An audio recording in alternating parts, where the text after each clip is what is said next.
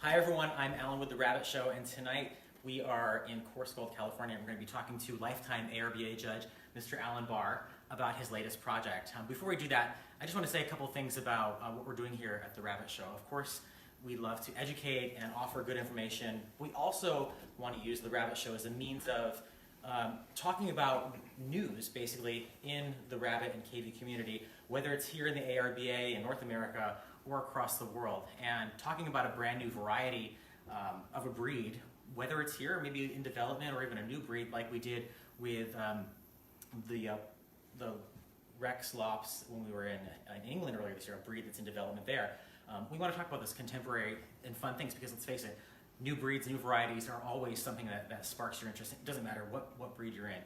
And though this variety tonight and breeds we talked about in the past are in development, not quite recognized, there's still some really important things that you can learn, whether you're a judge or registrar studying rabbits in the United States or abroad, that can be applicable to the current varieties that are recognized. So without further ado, let's welcome lifetime ARBA Judge Mr. Allen Barr, who's, by the way, also a rabbit and KV judge, one of the very few.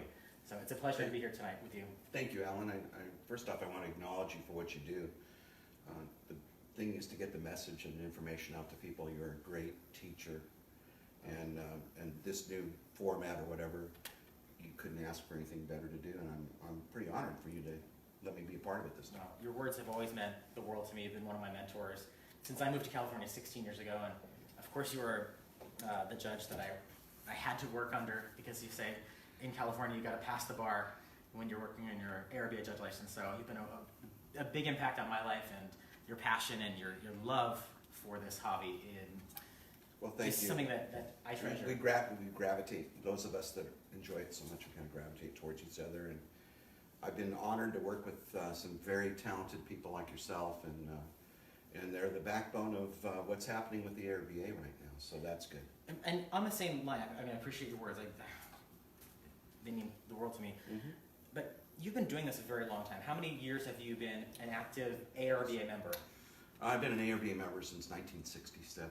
1967. And you've been a judge for how long? 1974. 1974. So. And you are ARBA judge number? 352. Sorry, we're keep going down that line. But you're ARBA judge 352. And you realize that a couple months ago we had the first 1,000 judge licensed, and so, I think we're approaching 1,010. So right.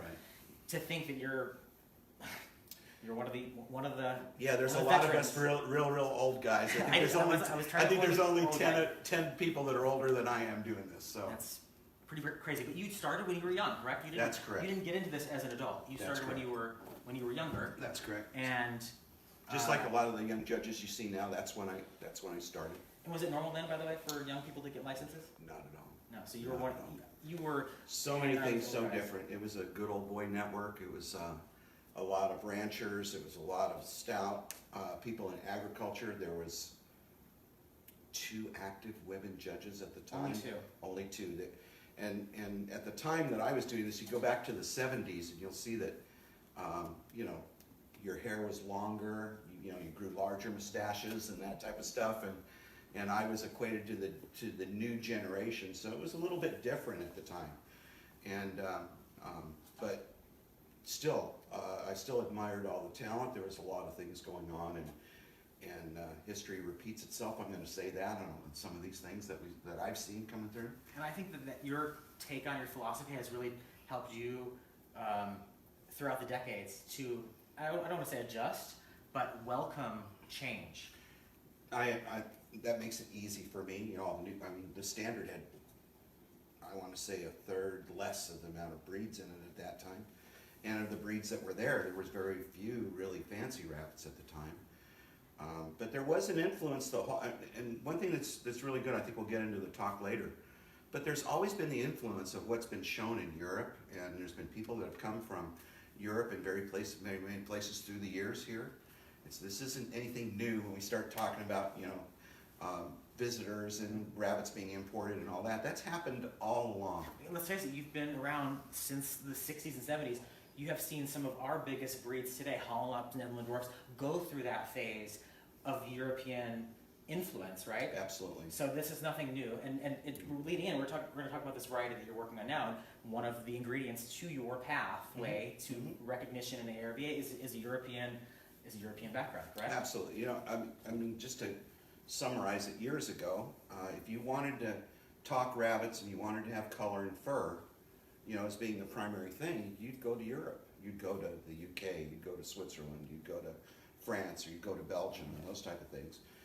That's been the foremost thing. And isn't it true today that we still say those things? If you want fur and color, you go to England, right? I think that I want to say that those that look at this craft of, you know, breeding and manipulating and really looking, I mean, really down deep of those things, then I agree with you. But that's definitely not the norm at the show. 90% of the people, you know, you just tell them a color and they kind of follow it. They don't have that passion. So it's kind of like, for those people that really need to work on stuff, you know, you tend to have a pretty good background of information. You know where to go. I am lucky to say that I was able to go to the Bradford show, which used to be the Bradford at Harrogate show, but I went to the Bradford show last year for the first time. For 50 years I wanted to get there. And so walking in there was a very unique experience. And we'll talk more about that in Sure. a minute. And I know that it's an exciting show for you, and maybe even an exciting show next year. I don't know if we're supposed to talk about that yet. But That's fine. So let's talk about the the real subject tonight, and that's this gold Dutch. So first of all, tell us, you know, how did you come across this? What did you see them somewhere, or No. read them? When I first came across this thing was when I was raised in Dutch in the 70s, and I had torts that were very, very light, and no doubt had what we call as a gold at that time. So it was showing up in your litters. Yes, and then I raised grays back that same period, and then get a few of those as an offshoot. And at that time, I always thought that they were pretty neat, you know. Others were getting them at the same time? It wasn't just you? Oh yeah. These things have been popping out of grays for years, Okay. and that's why to some breeders these are pests or menace, you know. But they really aren't. I think most everybody that really sees them is kind of really kind of infatuated a little bit. So you're the current COD holder. COD, for those who don't know, is a certificate of development, which Right. is you have to apply for this process. It's a very long one. We'll go into some of those details in a second. But you're the COD holder for this variety. If you've been seeing this variety as well as other Dutch breeders since the 70s, or probably before that, why are they still an unrecognized variety here in the ARBA? You know what happened? That's a really good what's question. their history? That's a really good question. Like, you remember I said earlier that history repeats itself, right? Well, this isn't the first time that there's been a COD on these. This is actually the third time. I did not know that. First time was in 1955. Oh my gosh. And they went so this has been around a while. This is longer than Al Meyer was the head of the standards committee, and they killed it. They voted it down. Because? For the same reason they voted it down in the 70s. Remember I said history repeats itself, right? For a factor of what we call chinchillation. I know it's a weird name, weird word, but I have an example that we can show later of what that looks like. But it's excessive ticking that's shown because they came out of grays. It's extension on the hair shaft, and it shows a lot through the lower flanks, and then on the ears, and then around the cheeks, you know, and it's dark. It's ticking like you'd expect to see almost in a gray Dutch. Okay. And that was one of the reasons when I went to approach this time, this is before I sent my money in for the COD, I did not want, because I said history repeats itself, I wasn't going to do this a third time and fail a third time. That's, you know, if you keep doing something the same way, you know, you kind of say that you're crazy, you know, because the outcome is not going to change. They also say a third time's a charm, right? Well, yeah, I'm hoping that that'll be that, because the approach is a little bit different. The standard's a little bit different that we wrote it. And that ticking and those faults are definitely written out of the standard. And so, and now we're focusing on the good stuff and what's left. So the variety has come up twice before. This is the third time the ARBA is going to be faced with this. And for those that are watching, maybe don't understand the COD process, let me just kind of summarize it very quickly. But Yeah. how many years do you have to be an ARBA member before you can even apply for a COD? I think it's 5 years. I believe it's 5 years as well. So you have to be a consecutive member for 5 years, which is, by the way, longer than it takes to apply for a registrar's license. Yes. So why do you, within your experience, why do you feel like someone has to hold an ARBA membership that long? What does that mean to you if you're an ARBA member for 5 consecutive years? It kind of, I only think that the reason of that time limit is on there is to have the expectation that that person's been able to see a lot of rabbits at shows and have a little bit more experience. So a testament to seriousness. Right, to be able to do it, but there's a lot more to the background on that. I really hate to say it, but you know, there's a lot of people that have held CODs through the years that I've seen that are right at that 5 years, and that is nowhere near long enough. Mm-hmm. I mean, you could have a goal and a desire and work really hard at it, but you really have to give up a lot for a COD. Yeah. I've given up a lot for the COD. Not only in time, but probably finances as well, correct? Well, the finance, you know, I call that earth money. That can get recovered, right? But the thing is that I basically destroyed a whole good line of gray Dutch that I was showing just because you have to have the cages together, and that's one thing. Like a friend of mine, Doc Satin, Roger Hassenflug, when he did his COD, he said that before he knew it, you know, he basically killed his whole line of rabbits just to focus on the COD. And didn't have show rabbits. And didn't have show rabbits. And that's exactly where I'm at now. I have my friends going to shows. Example, West Coast Classic, you know, going to even the ARBA convention. I have zilch to show there, right? So, but hopefully lots of surprises in the. well, yeah, I mean the COD progress. process. Once we get started, you know, it takes time. You So know. let's go back to the COD process. So you're a member for 5 years. You've been a member for much longer. You have to send the ARBA. $100. Your background, what you're attempting to do. Okay. You know, and you need to have experience in raising this thing. You can't like start when you send it in. And really don't you need have to prove that you also have other people raising the variety as well on the affidavit? Of Yeah, sorts? there needs to be other people that you can bring So that bring it forward. it shows that there's an interest by others to Right. to raise this variety. You know, in theory, if the variety Right. was to. There's a lot of interest right now, and I have to give that credit to a breeder like Christy Grenold. I think she's in Wisconsin, and she started up a Gold Dutch site on social media. Do you know the name of it by chance? If someone was to do a search on it to maybe watch the progress of the variety. I think it's the goodness. I didn't do it, so I don't remember. So, but it's dedicated to Gold We'll Dutch. find it later. We'll put a link Yeah, on if you put a in link the- on it, I'm sure that would be good.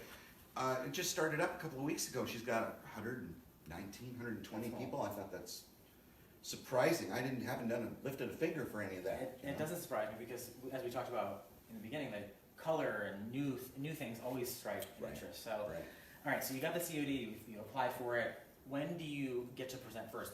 Well, you have to. I mean, the biggest there's a couple of milestones. First off, you know, you got to get your paperwork's got to be pretty clear when the COD itself goes in, which means you get questioned by the standards committee what your proposed standard is, why you're doing that, you know, and that type of thing. I actually had to do a rewrite on one section of my standard, and I'm kind of knowledgeable of that because I've been on the standards committee before. So even me, I got caught that I had to fix something on that, and so I put that in, and now the next hurdle that we've got is that I need a vote by the specialty club that gives a thumbs up, you know, by the membership that says this is something that we really want. And so that's And where is that going on right now? That's going on right now. So the Dutch club members will get a ballot in the mail that says. Absolutely, and I'm saying please vote for the right reason. You're going to vote whether your heart's in it or whether it's not. Whether my heart's in it or not, that's one thing. But I'm hoping that the vote's going to go positive. So that's what this card is all about, right? Yeah, we sent a few of these cards out to membership just so that they would vote. That's pretty cool. So it's got the variety on it, and you're encouraging Dutch members to, once this comes in their mailbox with an official ballot, to vote a pass on it. Labor of love on these cards. I got to thank Lewis Potter, who worked diligently to help me do that. I mean, you know, he did it out of his heart too. That's pretty cool. Yeah. So these go out there. The Dutch club has this in their hands now, or they're going to soon have it in their Ballot's hands. coming out shortly. To vote for it, and then if that passes, it'll go on then to the ARBA. Now we're ready for An the official. shows. Very cool. All right, so we've talked about the process. Let's go back to the variety. Sure. So they're come up for a COD in the 50s, again in the 70s. It's a fail. Here you are, almost 2020, and you're bringing them back. you've got a new frame of mind. You want to see these guys pass now. So, what did you start with, and where did you go to help you along your challenge or your goal? So first, let me say, I know that I did bring some rabbits in from the UK last year, but I've been raising them for about 4 years on my own, and you know, pop-ups out of my grays, and then working to improve the color. So you had them first before you ever decided to go farther. Okay. Absolutely, and the process of getting color, you know, in the right places, not having any light shadow bars, you know, not, you know, culling out for the smut and all that stuff. Worked on that for 4 years. I did get a couple of rabbits that I thought were very, you know, very decently colored. A couple of them I showed at the convention last year in Springfield. And that was the first premiere that you First had? time I put 10 of them out there in front of everybody to kind of show. I didn't need to, you know, it was a long way to go. Sure. You know, and it was expensive, you know, but at least I was there to show people of what it was that I had. What was their reaction when they first went? Oh, look. The general ARBA member saw them, and then when your Dutch colleagues A couple saw of, them? you know, the experienced people in the Dutch club that, you know, that raised Dutch for a while, oh, well, you know, they're familiar with them. I've seen these before, right? And then a lot of the new breeders, half of the people that really made good positive comments, you know, they said, well, those are really pretty. I'd raise those. You know, then they don't have to raise any That's other gotta feel color good, Dutch. right, when you hear this? Absolutely, why not? You know, I mean, you know, you're working on something and somebody's, you know, giving their heartfelt feelings on it. You know, and that's good. I mean, it's a gorgeous color. It's not something that you see really in all breeds of rabbits, for Right. one. Right.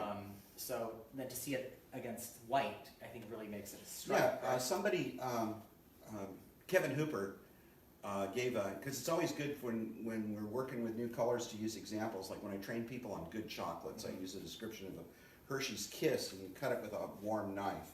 And that color that rolls over, how deep it is, that's a good example for a good chocolate color, right? Great example, yeah. Good example for these is that, you know, if you get a good rich color like off of a pumpkin at Halloween, that's kind of like the basis of that color. So right there. why'd you call them gold and not pumpkin? Well, that wouldn't go over very good, and you know, we were really torn a little bit of trying to come up with the name. I mean, let's talk about the name honestly, because Yeah. it's been questioned, and people are like, "What?" Some people said, why don't you use yellow? The yellows are shown in the UK. So this color in the UK is known as yellow.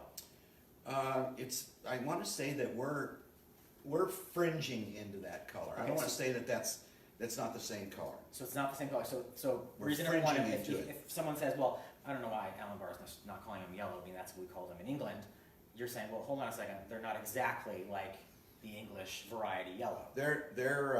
They've gone pretty good depth on what it is that they've done. They're in their 30th year of breeding this stuff. In UK. Right. So if I had 30 years of breeding these, maybe I'll get there. I don't know, but I'm just saying of the rabbit that I'm breeding now to the standard that we're asking everybody to work to now, it's achievable here.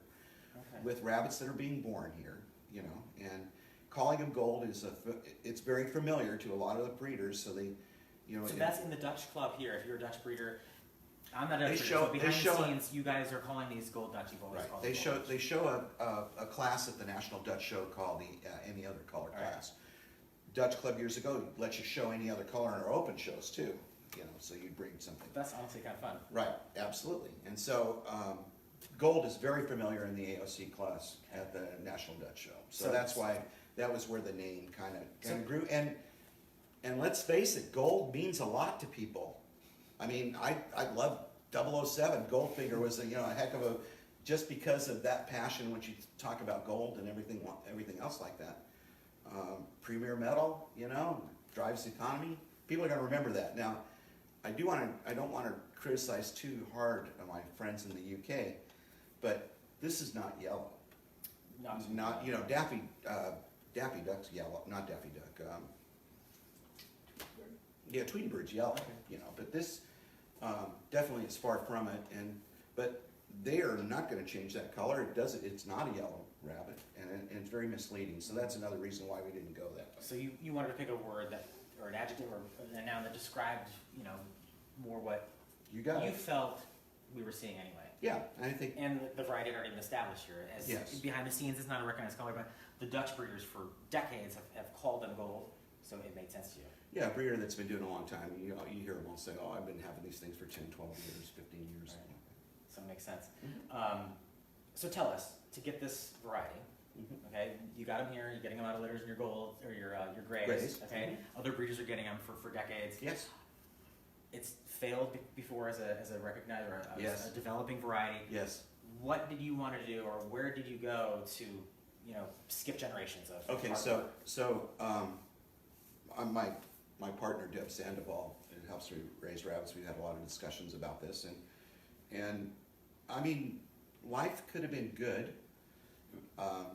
Could have been working with these things, and I think I eventually could have made it.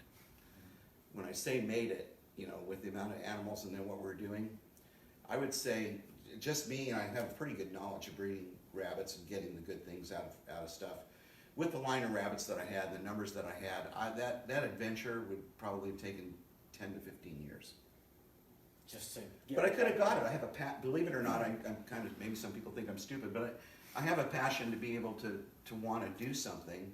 And if somebody said, Alan, you can't make a white rabbit with a black spot in the center of its back, well, that would be a challenge enough for me to try. Start right away. Right.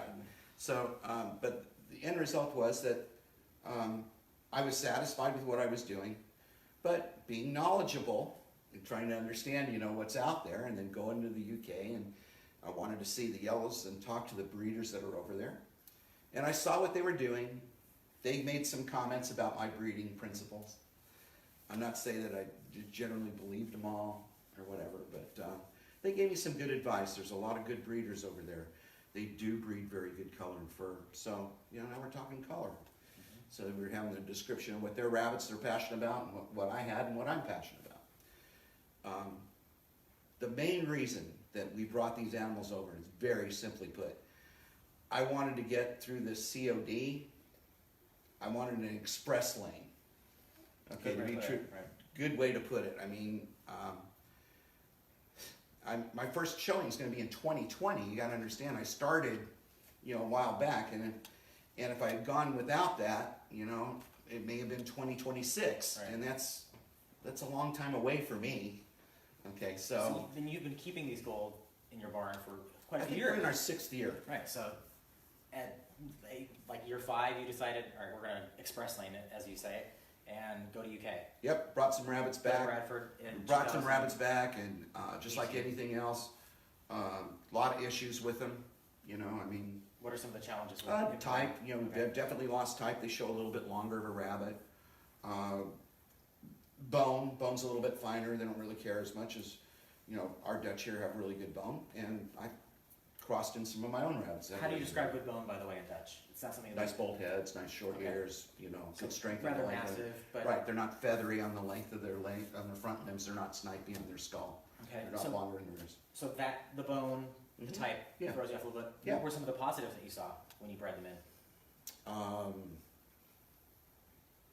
Improvement in color, first generation. Obviously, right? How are the markings of the markings? Because at this point you're working with total outcrosses. So what happens with Dutch when you completely outcross? Well, I mean, I was pretty fortunate in my grays. We finally got to a point, I was really having really good markings. Large percentages of the whole litter are all showable. That's amazing. And so, unfortunately, what we were given to start with were, what I want to say, 2 of the 8 were badly tied. 2 of them were badly marked on the saddles. The ones that And you bought in England. In England, Okay. and then Are those DQs in England, by the way, to be tied and no.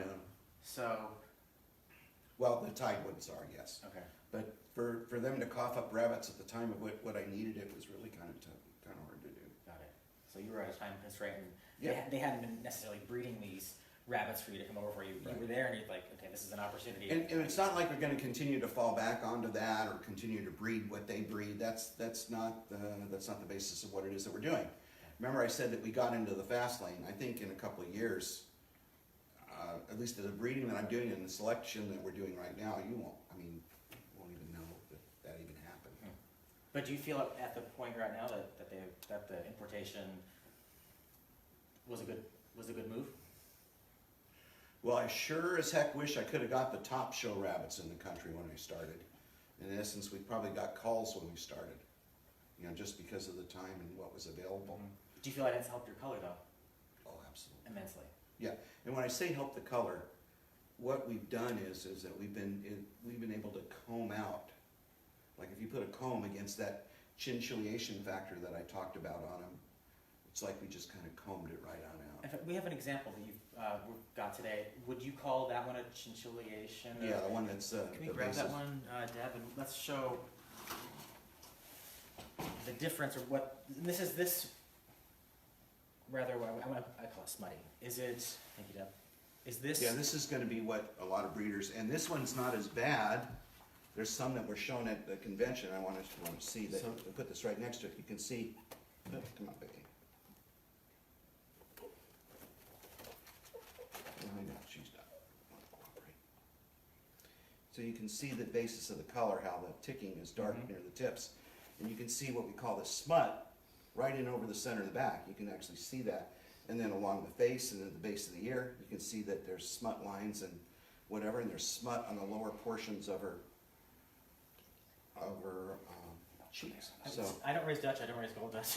I don't have a lot of experience with them, but when I look at this color, it reminds me of a smutty orange hollow mop. yep, Okay, sure does. so is it much different than that? This I don't know.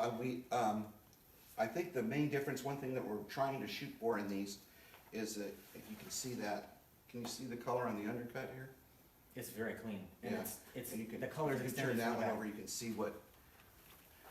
This one's like any other agouti. You can see Uh-huh. how light the belly color is, and what we're trying to That's do is to telling. get that color wrapped, down. And can you actually maybe move a little more towards the camera? Sure. Or stop right there and then turn your arm so we can really see the undercut is really defined. See the color on the belly? That's what we're really asking for in the standard. And the rabbit that's in your hands, that was an imported rabbit, correct? Yeah, she's got a ring on. So that's an English imported, Right. what they call yellow, what you're calling Gold Dutch. Mhm. And the one that I have in my hand is one that you The one that I bred. bred out from the others. Yes. So is this related to imported gold? This rabbit here is not. Is not. So this is something that This this is what has been popping up in Dutch barns for.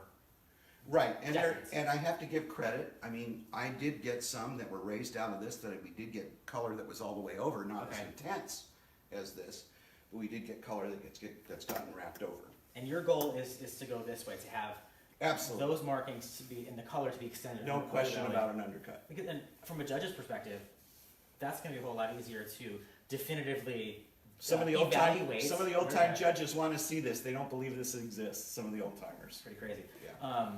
And while we're on that hollow mop subject, because we happen to be with a hollow mop breeder who has some orange hollow mops, let's Trade you. can we take a look at that orange hollow mop. We'll talk about why the color is relatable and unrelatable. Because to me, honestly, when I think about orange, this is the breed that I think about most. As a judge, that's what I see most. But here's what we call orange hollow mop, and its color's not so good. is No, matter of fact, it's got that. It does have the rich color underneath. it? Okay. You know, the rich wanna factor of hold that color underneath.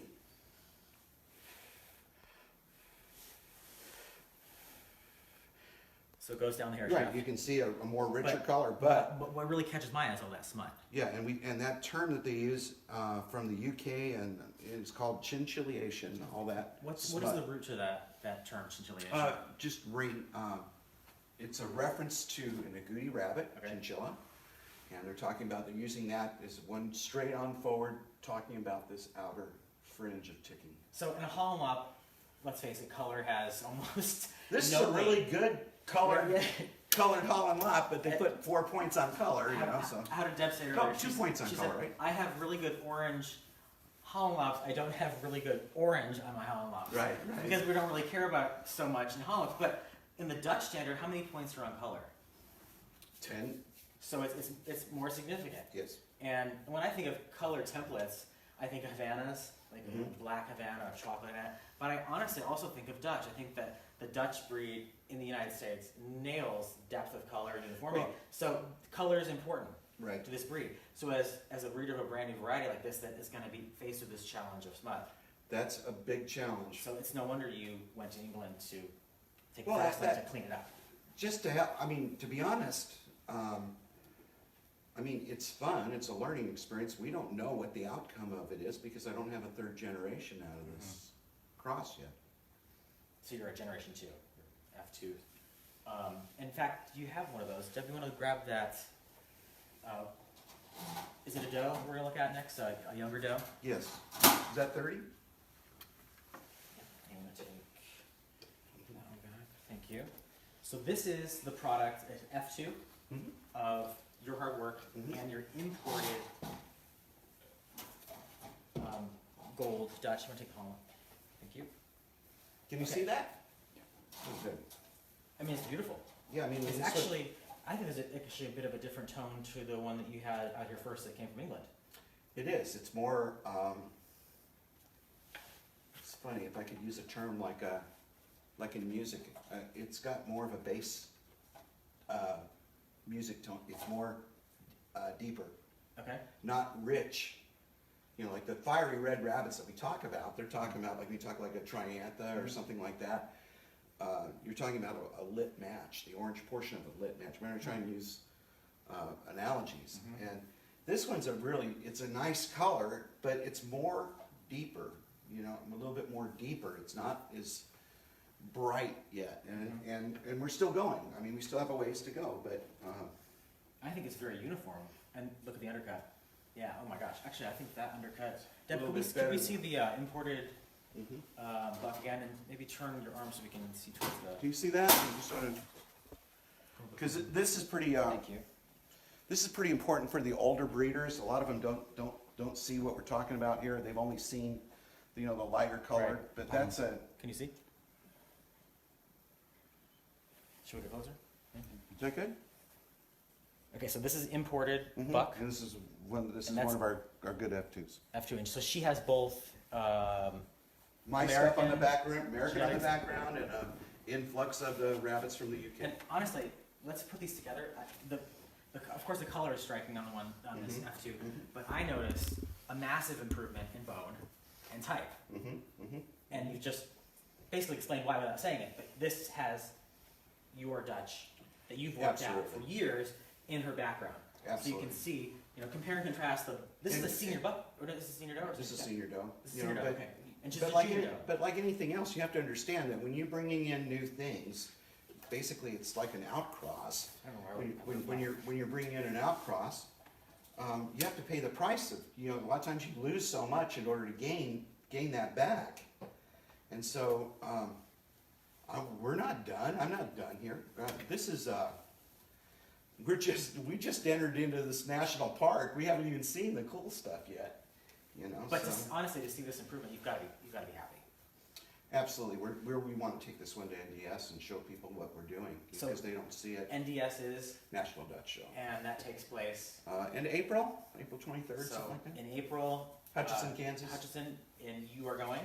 I right now. am, and Deb Sandball's going to be with me. And I know you're we're gonna have a carload of gray Dutch to show, right? No, I will not. I'm No. only going to have two. My last two that I can show. But you're gonna have. I have my herd buck here. He'll probably stay and die here, but that's it. There's three of them. But you're bringing these guys. Yeah, primarily you to show in to any show. other color class. So you're gonna go all the way to Kansas, drive all the way to Kansas. Hey, we show- went show all the two way. Dutch. We went all the way to Springfield, and we're going to show them again at the convention in Reno, and I don't need to show them there. Understood. My first real show is going to be back at the convention in Pennsylvania. In 2020. That's when That's when I'm going to show 8 rabbits there. But you're doing something really cool. Until that point, you're bringing this variety out of the You know, out of the rabbitry to expose the variety. I had a conversation with Dick Gear about that. He's president of the American Dutch Rabbit Breeders and stuff, and you know, talking with Dick and then getting ready to go to the last convention in Springfield. You know, if you're going to be doing something like this, you need to be in front of the breeders and educate them, and that's why you're here. Thank you. It's kind of the lines, you know. Okay, so we're doing it. It costs a lot of money. It's just earth money, but the end result is it's always good to get these things out and show people what your progress is, where it is, get them to ask questions about what it takes in order to do that. This is not an easy adventure. It's not for the light of heart that's going to do this. I think if somebody approaches it, like for instance, if they start working with their gray, out of their grays, the golds that they get out of their grays, and they think they're going to be ready to go into the show, you better put pencil to paper and think about it a little bit more. Because I don't want people to get so much involved, you know, to try and do this and then have all the judges slam it. But please remember that it's failed 2 other times in the past. So this time going in, I have to do it a little bit differently so that we're gonna plan for success instead of a third time failure. I think it's great. It's a well thought out methodology of how you Well, you know, I mean, we owe it to all the people that worked in the past. We owe it to them. And you know those guys. Yeah, unfortunately, yeah. Speaking of, showing them, Mhm. Heather Coyne, she's of course, Heather, she's a judge Know in her. Colorado. She mentioned on a post I put up last night, to premiere, this interview, and Mhm. she said, I had one of those come across as a torque Dutch on my table very recently, and she disqualified it. And I thought, Heather, that is a very good point. And you've already said several times this variety, while it's not recognized, has popped up over the years. Definitely. So they are actually hitting the tables. And well, you as a veteran Dutch breeder, see the vast difference between a gold Dutch and a torque. Right. Maybe some people that are newer or just don't know are getting them, and they might confuse them with torque. So if you're gonna say you're a new judge and this one comes up on your table and it's gold, enter as a torque. What are some of the telltale signs that you're looking at? Maybe a smutty gold. Okay, so that's a really That's good one. question, and for the advanced breeder or for a judge or whatever, torque is a very beautiful color. We base it basically the same way, but there's a smoky blue shading that follows in the same places here that I talked about, this ticking issue, and then also that there's a flank stripe that comes in through the side and a lower hip stripe that comes in through the side. That you see on torques. That you see on And torques. you do not see in these. Right, and on a bad torque, you'll see that smoky blue pretty good if they're, a lot of them are too heavily colored, and you'll see it over the back. Doesn't make a rich color when you look over the back. And that smoky blue is very specific to the torque Dutch standard. I believe it's the only breed that describes torque Dutch as smoky blue. It's been on I think a review Spots. test a long time ago for ARBA judges, but it's Exactly. very specific. Spots have it. Smoky blue. You're not going to see smoky blue. Because there's On not, gold. you're right, exactly right. You'll see this ticking, which again is that weird word that we call chinchillation, but it's not that shading from a torque. And what about the torque Dutch describe their in the primary color a certain way, okay, which is not this. So how would you, the shade of the torque, that kind of, it's kind of a, I don't want to say gold color, but it's kind of like a rust color. It's called rust. How is that different? The ideal torque, not the shaded part, but the actual, the rust color. How is that different from the gold? Well, I think a lot of torque breeders would love to have this richness. So A maybe lot of them, I mean, some of them, I think the average one that's shown is a little bit lighter than this, but I think most all of them I would would say love most to have it. from judging experience Right, are going to be right. lighter. I would say that most all of them would love to have this. And when you And guess what? They could still get some of these and cross them in and make their torts better if they wanted to, right? I don't know. I mean, Has it been done? Have you tried it? no, You don't because like torts, but- I don't really care about it. First off, I can't even look at another variety. We just don't have the Your room. focus is. In fact, I don't even know if I have enough room to even make this thing happen through fruition. Wow. Well, I hope you do. Well, We'll we give you got some holes 40 around the holes, so I mean, it's like, but we'll be popping a lot of litters, and things are going along, pretty decent right now, and we're moving a lot of rabbits, so yeah. Cool. Well, before we get off the torque Sure. issue, let's flip them over, because on a tort, what does the undercut look like? A little bit lighter. But it's not white, right? No, it's not white. You'll And see, it's in- more, In some of these, like, can you see that, Deb, can you see the chinchillated, smuttier one? it's gonna look probably a little bit on the undercut. I looked at, that when one. we had it out earlier, it was, here, I'll trade you. Thank you. You wanna take this? Okay. Okay, so this one, by the way, is completely American bred, correct? Yeah. And the So, undercut is, they're a little, yes, it's light, like light. on most of the goodies. and a that we've torque would not be that color. got. You'll see a little bit more richness. You may see some of the what I call the lap stripes too. All right, cool. So for anyone that's maybe gonna cross these on their judging table, Mm-hmm. those are good signs to am I free? Oh, Sam from England is behind the scenes, and he says eye circles are also different. Are you gonna see eye circles in your Gold Dutch? Mhm. Yeah. And what color are the eye circles? It'll be a creamy white. A creamy white. Okay, very good. So you've got F2s here. What are you excited about in the next generation as we come to a close tonight? What's your next Well, goal? where we're up against at this particular point is you can see that this is the makings of one that's on the high end of the good ones. But now we're looking at different shades of gold. Mhm. So now we're looking at the animals that we get in the litter. Sometimes we'll get a litter that they're gold, but they're not wiping down the color down the sides clean enough, or they're all uniform, but they're in the light color of the spectrum. So we've raised entire litters that we've culled the whole thing, not even, you know. And well, let's look at this one for example. You have agreed that this is color that you're trying to strive Yes. for. So how many were in her litter? Do you remember? Or did you Five, have right? six? I think there was 5 in this litter. We kept 2. This is DD31's offspring. This is out of good bone. This is one of my good boned American gray bugs, Really? but strong enough with the other colors that have come through. Okay. So, so you're getting the color. How were the other ones in the litter? Were there more golds, or were there? What do you get in the litter, by the way? If Okay. you're going to raise, I'm sorry. This We variety. call naturally we call on type first, and then we call on markings second, and then we look at the depth of the color. Markings tend to be following pretty well so far, but it's the shading of it's the depth of the color. There are light ones, there are medium ones, there are dark ones, you know, and the dark ones aren't quite as prolific yet, and so it's not for the faint of heart here. I mean, this is what rabbit breeding is all about. I'm sorry, I mean, when you're trying to go for score, right? So we have a question from Christina.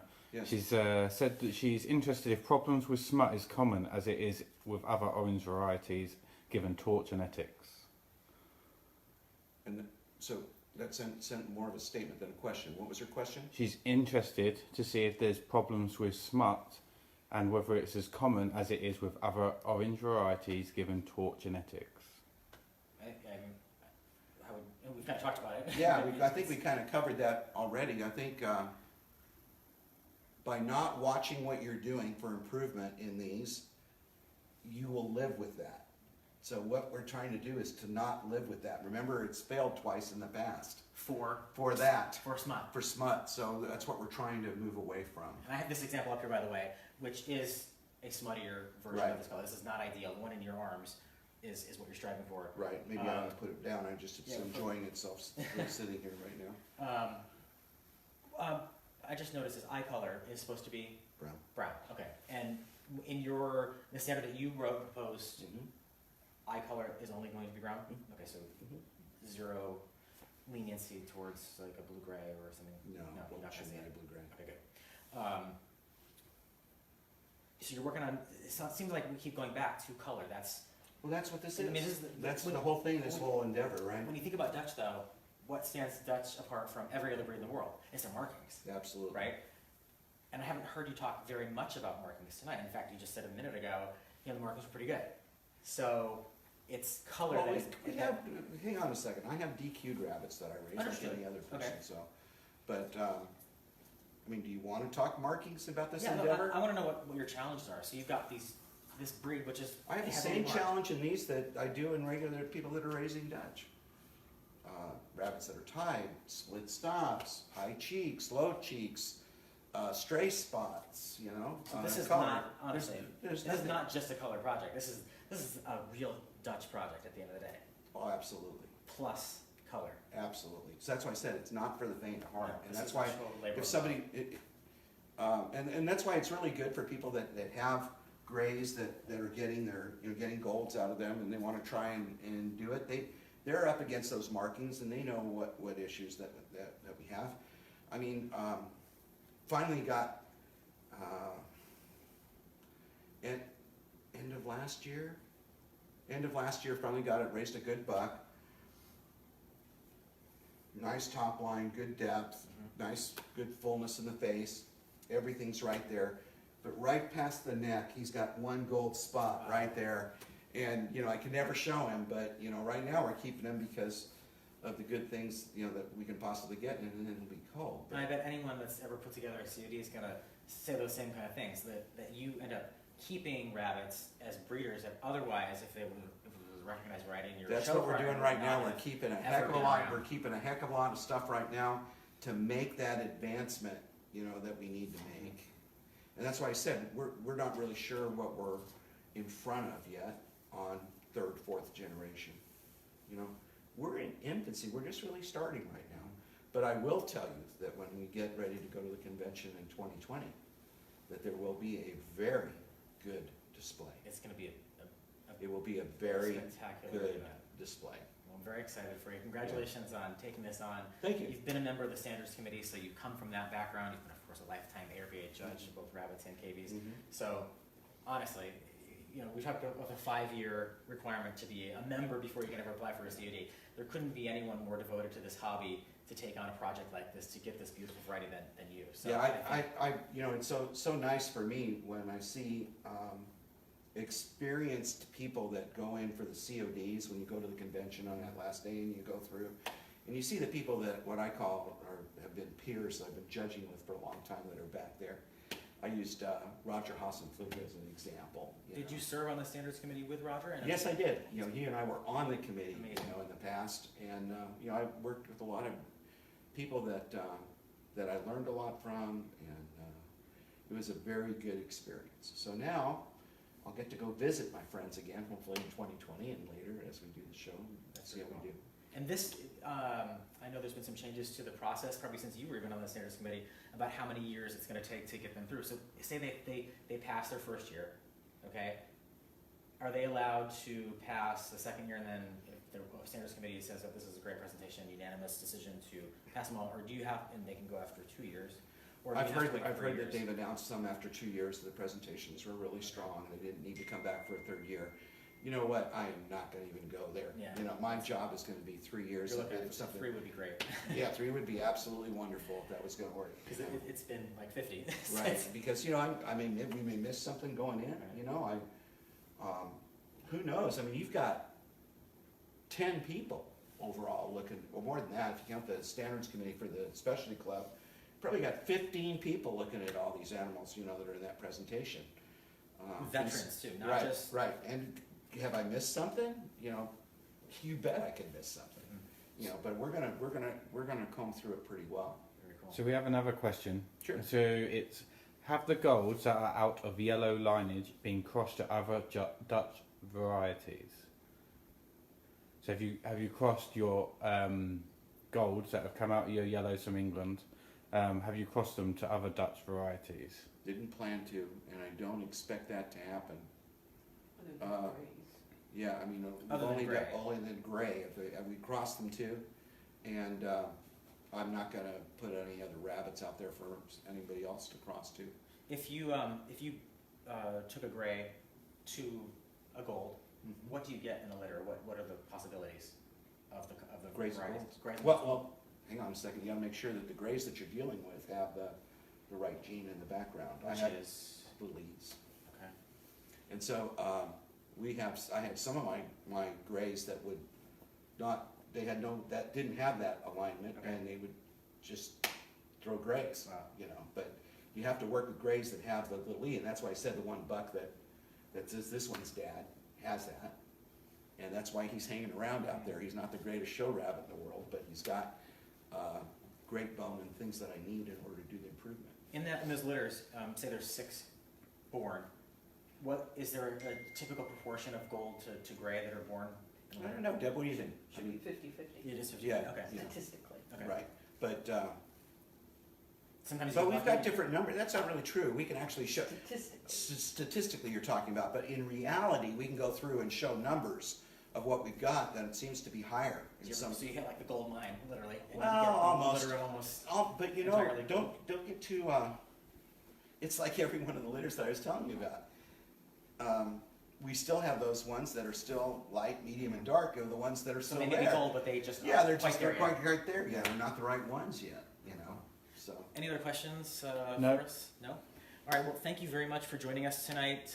Alan, thank you very much for sharing Thank you, your Alan. story and your project. It's a I hope it was total labor of helpful. I love. hope it was helpful for somebody trying to do this. I think so. I think it's going to be inspiring. Even if you're not interested in Gold Dutch, maybe you're interested in some other new variety for your breed, or maybe a new breed in altogether. So the process is a terribly long one. Right. It can be a very expensive one. We wish you the luck. Thank you so to get much. this through, and I hope that as our program and goals progress with the Rabbit Show, we get to follow you along the way over the next Thank few you. years. And it's not just me. I want to be in front of everybody to acknowledge Deborah Sandoval, who's my friend, my very dear friend, that's helped me through this whole thing, and we can actually talk about this stuff day in and day out of what we get. And she's living through the good and the bad of all this too. She's seen So it, right? yeah, As a Holland operator for decades as well, she knows what the struggles are like. and she knows what heartbreak is too. On reading back and forth and all that stuff. So that's what we get. And I'd like to say to those people out there that are listening and think that you have a question on this, feel free to contact me. I'm not sure if I'll have your answer, but I'll do my best and drive down and drill down into it to get you what you need. And your contact is on the ARBA website. Of course, you're a judge from California. Yes. Can find you on Facebook, Alan Barr. Yeah, and you even spell your name right. Yeah, So that was our first one, ALLEN, right? Perfect. I don't know why they spell it any way. So Alan Barr on Facebook. You can look him up on the ARBA website for Yep. an email address. Yes. Yes. And of course, you're out judging as well. So Absolutely, you're a familiar face yeah. to a lot of us in California and all over the country. One last thing before we go. Sure. I didn't tell you I was going to do this. Why do you raise and show rabbits? I almost get ready to cry here. I've done a lot of things in my life. I'm in the latter part of my life, and I'm really, really proud to say that I've been around in this hobby, and there's probably well, first off, the thing I stand for the most is the standard of perfection, and then the next thing is that I really have a passion in my life. I have very few things that I have a passion. I always say this when I'm asked to judge a best in show. I feel honored to be able to do this. I'm very lucky to be able to do this. It gives me a chance to speak from the heart on a lot of stuff. And I really, and some people have a hard time with my judging, by the way, because I'm brutally honest. And I'm that way because I really want to get the best out of people, and get the right rabbits focused on and the right thing done. And that's what I have a passion for, to be able to push these things along. This whole thing is not very easy. When you really gets right down to it, to get those top rabbits on the show table, those best things that are there, do you realize how many hours that is? Every time, nobody really puts that into perspective, and I'm just lucky to do that. To be a part of that, thank God. You said it best. I worked under you for my judge license 11 or 12 years ago, and it was at the Cardiff show, and you said, we started the day, you said two things. I said, Alan, we have 600 rabbits to judge today, and you got to figure out a way to make it work. So I use that line, by the way, when I have applicants, and I say, okay, we don't have 600 rabbits to judge, but to efficiently get through a large quantity without, taking forever, and to make wise decisions. Right. I think that's what you were telling me anyway. And then two, you said, Alan, your goal is to find the best in show rabbit, whether it crosses your Table or not, right? Right. Exactly. so. Yeah. That's always, I think about those two things quite often. And you were one of my most memorable people that I ever worked with, and that because it comes from the passion of what you do.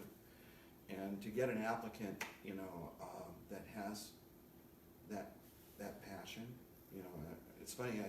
When I get somebody that has that passion, they work through the motions and they look unhappy, I stop them and tell them, get back to what you really like here. And then all of a sudden they're just shy and going behind the Right. table, and that's good. This is, like I said, this is a really hard hobby. If it was easy, we'd have all this stuff done a long time ago. We have gold We wouldn't even back in the 50s, right? Yeah. Exactly. So, well, thank you for your years of dedication. Well, thank you for and service. asking. It's a pleasure. Thank you We're for a better having me. hobby and better ARBA Thank because you. you're in it. Thank you very much. Thank you everyone for tuning in tonight. Make sure, if you're not already doing so, to like and follow The Rabbit Show on Facebook, because we've got a lot more interviews coming up and a lot more stories to share about what people are doing, because we go to rabbit shows, they're hustle and bustle, we're busy all day long. We don't often get to share these kind of stories. So being able to do so after hours is very valuable to everyone. So please like and follow us, and of course drop your questions, and share this link too to get everyone else on board, whether you're doing rabbits here or around the world. Thanks again for tuning in. Good night.